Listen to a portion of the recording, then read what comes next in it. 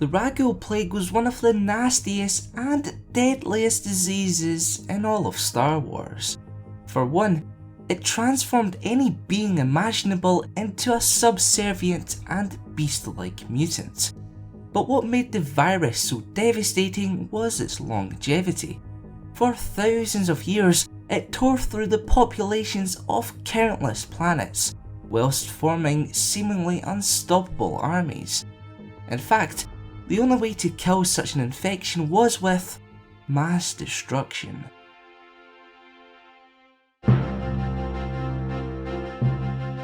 Welcome to the Karakazan Star Wars Lore Episode 180, The Rakghoul Plague.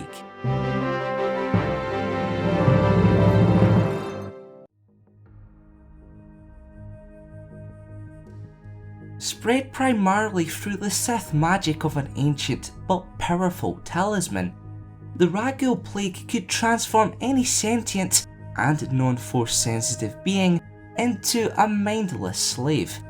Even protective suits designed to withstand bacteria or harmful chemicals were vulnerable to the amulet's mysterious ways. Despite this, however, the plague was further spread through a Rakghoul's bite or scratch, and sometimes the smallest of cuts was enough to cause infection. So while Karness Muur's talisman had its limitations, the virus-like side to the disease ensured that no one was safe. Once infected, the plague rapidly and excruciatingly gripped its victim, causing their body to become twisted, the pigmentation of their skin to whiten like a corpse, and bleeding from the eyes, mouth and skin. Such traits began to manifest anywhere from 6 to 48 hours upon contact with a Rakghoul. What's more, the infected soon underwent a body-wide transformation that saw them sprout huge claws, plentiful spikes, and large, sharp, deadly teeth. So horrific was the ordeal that its mental and psychological effects sometimes outweighed its physical implications. For example, a Rakghoul's personality, skills, and prior knowledge were entirely forgotten, all while their intelligence was left intact, but given their beast-like behaviour, they were often considered mindless. Thankfully, and contrary to popular belief, the Rakghoul plague was in fact curable.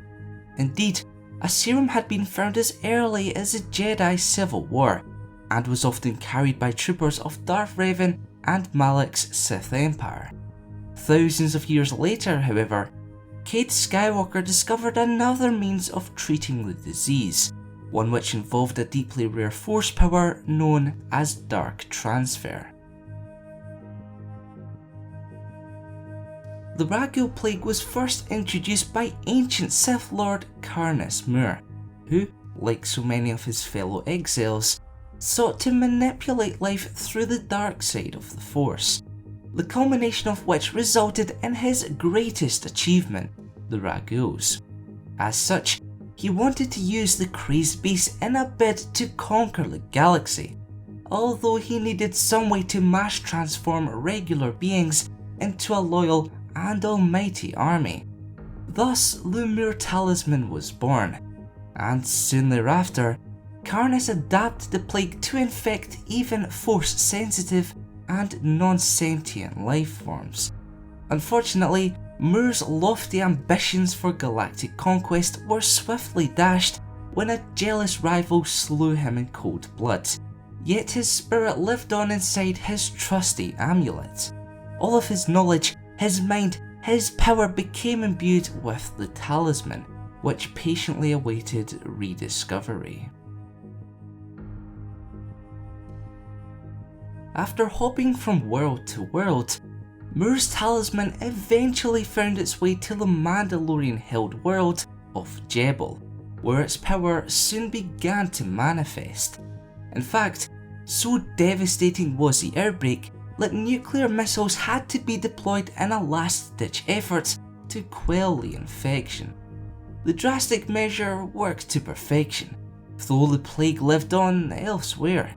The undercity of Taris was one such location, and was exposed to the talisman long enough to amass hordes of Rakghouls in the years leading up to the Jedi Civil War. To be more specific, it was said that over 60 million of the planet's population had been infected, thus forcing the hand of Darth Revan and his Sith apprentice Malak, the latter of which went as far to orbitally bombard Taris and its army of Rakghouls. It must be said, however, that the Dark Lord had ulterior motives in mind when sacrificing an untold number of civilian lives.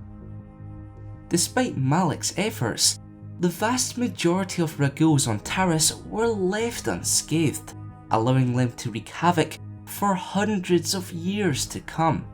But if that wasn't bad enough, some became exposed to a mixture of chemicals and radiation. This made them stronger and somehow even more mutated. Yet their power paled in comparison to their force-sensitive subspecies named the Neghouls. While the Rakghouls on Taris were eventually isolated and driven to extinction, the threat of the plague persisted so long as Muir's amulet remained intact.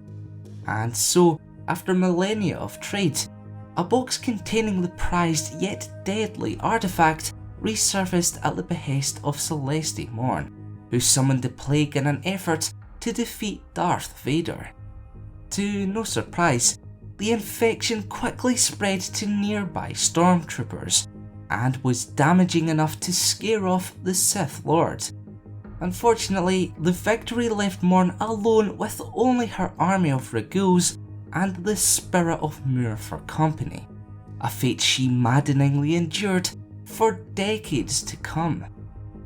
From that point onward, the plague only continued to grow, and while the Muir talisman was destroyed once and for all by Cade Skywalker, any remaining Rakghouls harboured the potential to spread the devastating plague.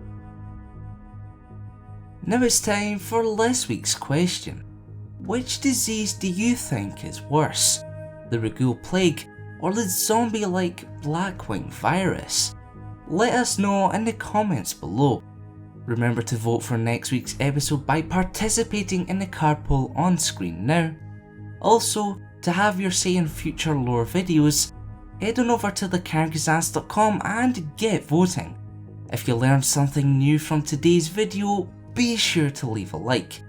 And for weekly lore content, press that subscribe button and notification bell to keep it locked here to the CLXXX.